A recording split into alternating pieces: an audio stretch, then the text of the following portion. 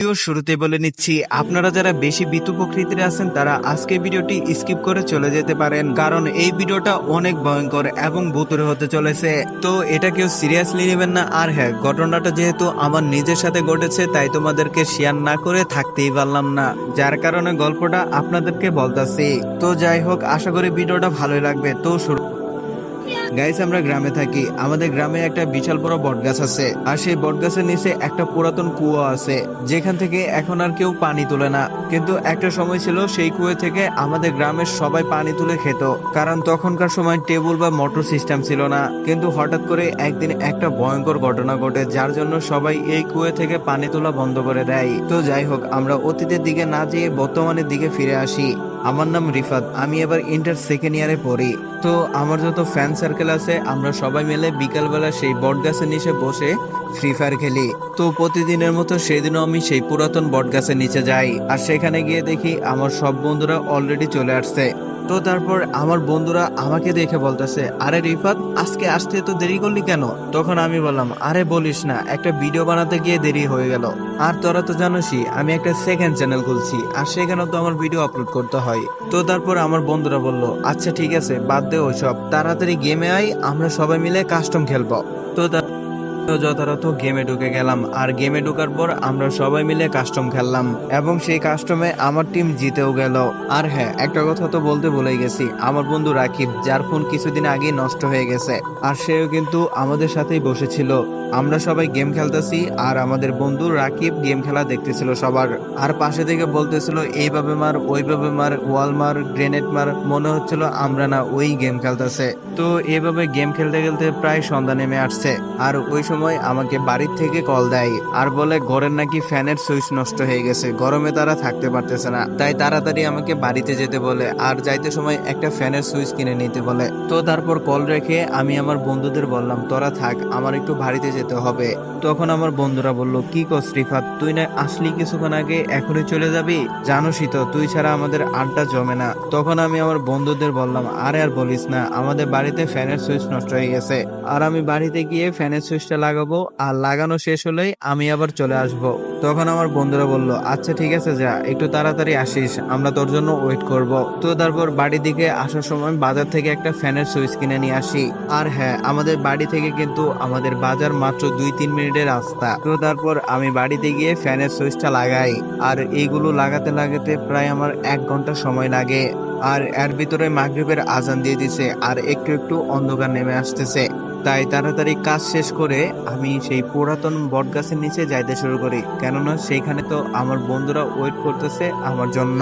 আর হ্যাঁ, আমি কিন্তু আগেই বলে দিয়েছিলাম আমরা গ্রামে থাকি। আর হ্যাঁ, গ্রামে কিন্তু সন্ধ্যার পর মানুষ বেশি একটা চলাফেরা করে না। এক কথায় বলতে গেলে সন্ধ্যার পর চারিদিকে নীরব এবং অন্ধকার থাকে। তাছাড়াও সেই বটগাছটা একটা নির্জন জায়গায় ছিল, যেখানে মানুষ বেশি একটা যায় না। আর যেহেতু সেখানে বেশি একটা মানুষ যায় না, তাই আমরা সব বন্ধুরা মিলে সেখানেই আড্ডা দেই। আর সেই পুরাতন বটগাছটা কিন্তু আমাদের বাড়ি থেকে প্রায় 10 থেকে 15 মিনিট সময় লাগে যাইতে। তো আমি ফ্যানের সুইচ লাগিয়ে আমি সেই বটগাছের উদ্দেশ্যে রওনা দেই। কিন্তু সেদিন যাইতে সময় আমি অন্যরকম কেমন জানি একটা বাতাস অনুভব করলাম, আর সেই বাতাসটা গায়ে লাগতে যেন শরীরটা শিহরিত হয়ে উঠলো। আর সেই বাতাসটা একদম ঠান্ডা ছিল, মনে হচ্ছিল সেই বাতাসটা শুধুমাত্র আমার উপর দিয়ে গেল। তো তারপর আমি এগুলো বেশি একটা কেয়ার না করে ফোনে একটা গান ছেড়ে নিরালে যাইতে শুরু করলাম সেই বটগাছের নিচের দিকে। কিন্তু বটগাছের নিচে যাওয়ার পর মনটাই যেন ভেঙে গেল, কারণ দূর থেকে অন্ধকারে হালকা হালকা দেখা যাচ্ছে বটগাছের নিচে কেউ নেই। তো তারপর আমি মনে মনে ভাবলাম, যাই হোক, এত দূর আসলাম, চাই একটু বটগাছের নিচে গিয়ে বসি।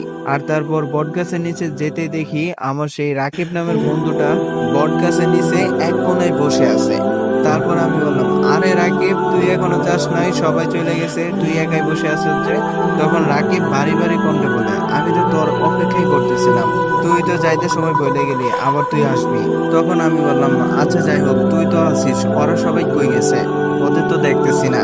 তখন রাকিব বলতেছে, দেখ, হয়তো কোন চিপায় পইরা আছে। তখন রাকিবের কথা বেশি একটা গুরুত্ব না দিয়ে বসে বসে গেমের ইভেন্ট চেক করতেছিলাম। তখন পাশে থাকা রাকিব বলতেছিল, চল একটা কাস্টম খেলি। তখন আমি বললাম, কাস্টম কাস্টম খেলবি তো বুঝলাম, কিন্তু তোর হাতে তো কোনো ফোনই নাই, তুই কিভাবে খেলবি? তখন রাকিব বলল, ওই নিয়ে তোর চিন্তা করতে হবে না, আমার কাছে ফোন আছে। তখন রাকিব কই থেকে জানি হঠাৎ করে একটা ফোন বের করলো আর বলল, এবার একটু হটস্পট দে। তো তারপর আমি হটস্পট দিয়ে দিলাম, কিন্তু তার ফোনের নামটা দেখে মনে হচ্ছিল একটু অন্যরকম। এই নামের এই মডেলের ফোন কখনো আমি দেখি নাই। তো এগুলো ভাবতে ভাবতে রাকিব গেমের ভিতরে চলে আসে এবং রাকিব নতুন একটা আইডি থেকে আমাকে বললে টিম কোড দিতে। তখন আমি মনে মনে ভাবলাম, নতুন মডেলের ফোন, নতুন নাম, আবার নতুন আইডি, যেটার ভিতরে সবগুলাই ম্যাক্স করা, কি হচ্ছে এইসব আমার সাথে? আমি তখনও জানতাম না যে এটা তো কিছুই না, সামনে আমার জন্য আরো ভয়ঙ্কর কিছু অপেক্ষা করতেছে। তো তারপর রাকিব আমাকে কাস্টম বানায় রুমে ডাক দেয়। যে রাকিব কখনো আমার সাথে কাস্টম খেলার সাহসই করতে পারে নাই, সে আজকে আমাকে কাস্টমে ডাক দিল, তাও আবার নিজেই কাস্টম বানিয়ে। তারপর খেয়াল করে দেখি এটা আবার হেডশট মোড অন দিয়ে বানাইছে, যেখানে আমাকে বডি শট দিয়ে মারতে পারে না, সে নাকি আমাকে হেডশট দিয়ে মারবে। আমি তার কাজকর্ম দেখে হাসতেছিলাম আর বলতেছিলাম, তোর কি মায়ের খাওয়ার এতই শখ জাগছে যে তুই নিজে থেকে কাস্টম বানালি, আবার হেডশট মোড অন দিয়ে? আজকে আসো মামা, তোমাকে আমি হেডশট মেরে মেরে চাঁদে তুলে ফেলবো। আর আমার এই কথা শুনে রাকিব যেন কোনো কথাই বলতেছিল না, তার যেন নিঃশ্বাস আস্তে আস্তে বাড়ি হয়ে আসতেছিল। আমি এই বিষয়গুলো খুব সহজ এবং নর্মাল ভাবে মেনে নেই। তো তারপর আমরা ফ্রি ফায়ার গেমের কাস্টম খেলতেছিলাম। কাস্টমের প্রথম রাউন্ডে আমি ওয়াল মেরে মেরে আগাচ্ছিলাম, আর হঠাৎ করে যেই আমি মাথাটা বের করি অমনি হেডশট মেরে দেয়। আর হেডশট খাওয়ার পর আমি তো অবাক, যে মানুষটা আমাকে টাচই করতে পারতো না সে আমাকে হেডশট মেরে দিছে। তো তারপর দ্বিতীয় রাউন্ডে আবারও আমি সেম অবস্থায় যাচ্ছিলাম, হঠাৎ করে আবার আমাকে হেডশট মেরে দেয়। তো তারপর তৃতীয় রাউন্ডে আমি ভাবলাম এবার আমি ওয়াল থেকেই বের হব না, দেখি কিভাবে আমাকে মারে। যে মানুষটা ঠিকঠাক মতন গুলিও করতে পারতো না সে আমাকে বারবার হেডশট মারতেছে, এবার আমি দেখানি। তো এই কথা ভেবে আমি একদম প্যাক করে মাঝখানে বসে আছি। তো তারপর আমি লক্ষ্য করি কিভাবে জানি আকাশ দিয়ে উইরা এসে আমার গ্লোয়ালের ভিতরে ঢুকে এবং সেখানে আমাকে হেডশট মেরে দেয়। তো তারপর কোনো মতন আমি একটা রাউন্ড নেই এবং সাপ এগে কাস্টমটা আমি হেরে যাই। তো তারপর আমি রাকিবকে বললাম, কি ব্যাপার, তুই হ্যাক নিয়ে গেম খেলোস কে? তখন রাকিব ভারী ভারী কণ্ঠে বলতেছে, আমি হ্যাক নিয়ে গেম খেলি না, আমি গেমেরে খেলি। আর এই কথা বলে কি যেন একটা অদ্ভুত রকমের হাসতে শুরু করলো, তার সাথে গাছের ডালপালা যেন নড়তে শুরু করলো। মনে হচ্ছিল সেই অদ্ভুত রকমের বাতাস আবারও আমার গায়ে লাগতেছে। আশেপাশে লক্ষ্য করে দেখি আশেপাশে কোনো বাতাস নেই, সব বাতাস যেন আমার গায়ের উপর দিয়েই। আর হঠাৎ করে গাছে থেকে একটা ডাল ভেঙে পড়লো, আমি ভয়েতে চিৎকার মারলাম।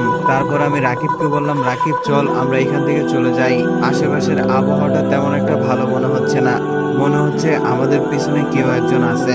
আর তারপরে দেখি সাইডে থেকে একটা কুকুর দূরে এসে আমাদের দিকে ফেফাও করতেছে। হঠাৎ করে আকাশে যেন বিজলি চমকাচ্ছে, বট গাছের ডালপালা যেন সব ভেঙে পড়ে যাবে এখনই। প্রচন্ড বাতাসের বেগ, মনে হচ্ছে বট গাছের উপর দিয়ে যাচ্ছে। আর তারপর আমি কুকুরের দিকে তাকাইলাম, আর কুকুরের দিকে তাকানো শেষে যখন রাকিবের দিকে তাকাই হঠাৎ করে দেখি সেখানে রাকিব আর নেই। আর তারপর আমি আরো ভয় পেয়ে গেলাম আর ভয়ে ভয়ে রাকিবকে ডাক দিলাম, কিন্তু রাকিবের কোনো রিপ্লাই পাইলাম না। আর তারপর সেখান থেকে প্রচন্ড একটা ভয় পেয়ে সেখান থেকে একটা দৌড় দিলাম, আর দৌড় দিতে মনে হলো বট গাছের একটা শিকড়ের সাথে পায়ের সাথে বেজে আমি মাটিতে পড়ে গেলাম। আর বলতে শুরু করলাম, ছাড় আমাকে ছাড়, আমি বাড়িতে চলে যাব। আর ঠিক তখনই দেখি আমার বন্ধুরা আবার বট গাছের নিচে আসতেছে, আর তারা এসে দেখে আমি মাটিতে গড়াগড়ি করতেছি। আর তারপর আমার বন্ধুরা এসে আমাকে মাটি থেকে টেনে তোলে এবং আমাকে বলে, কি ব্যাপার, তুই মাটিতে গড়াগড়ি করতেছিস কেন? তখন আমার ভয়ে যেন দাঁত দুধ লেগে আসতেছিল, আমি কথা বলতে পারতেছিলাম না। তো তারপর আমার বন্ধুরা আমাকে সাহস দিল এবং বললো, কি হয়েছে আমাদের খুলে বল, আমরা তো তোর সাথে আছি। তো তারপর আমি আমার বন্ধুদের বললাম, আমি বাড়ি থেকে ফ্যানের সুইচ লাগিয়ে বট গাছের নিচে এসে দেখি তোরা কেউ নাই, একা রাকিব বসে আছে। আর তারপর আমি রাকিবের সাথে গেম খেললাম, আর গেম খেলা শেষে রাকিব হঠাৎ করে উদাও, আর গাছের ডালপালা গুলো কেমন জানি ভেঙে ভেঙে পড়তেছিল। তখন আমার বন্ধুরা বলে, কি বলস, রাকিব তো আমাদের সাথেই ছিল, তোর আসা দেরি হইতেছিল কারণে আমরা একটু বাজারে গেছিলাম, আর এই যে মাত্র আমরা সবাই বাজার থেকে ফিরলাম, আর রাকিবও তো এই যে আমাদের সাথেই আছে। তখন আরেক বন্ধু বলল, তাহলে তুই কোন রাকিবের সাথে গেম খেললি? তখন আমি বললাম, আমি এত কিছু জানি না, আমি এখন বাড়িতে চলে যাব, আমার কিচ্ছু ভালো লাগতেছে না।